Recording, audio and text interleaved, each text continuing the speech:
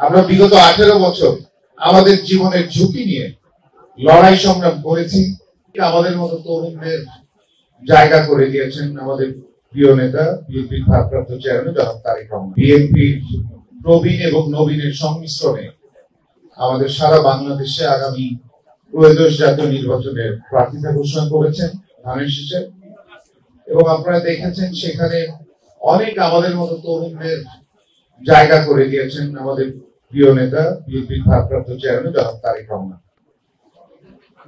আজকে একটি কথা অবশ্যই বলতে হয় যে বাংলাদেশের মানুষ বিগত 18 বছরে যেই স্বপ্নটি মনে লালন করেছে যে একটি দায়বদ্ধ, একটি স্বচ্ছ সরকার প্রতিষ্ঠা হবে, বাংলাদেশের প্রত্যেকটা আসন ভিত্তিক যে পরিকল্পনা নেওয়া দরকার, যেইভাবে তারা বিগত 18 বছর যাবৎ অবহেলিত ছিল, সেই বিষয়ে প্রত্যেকটা আসনে বিএনপি মনোনীত প্রার্থীরা মন দিয়ে কাজ করবেন, মানুষের আশা প্রত্যাশা পূরণ করার চেষ্টা করবেন।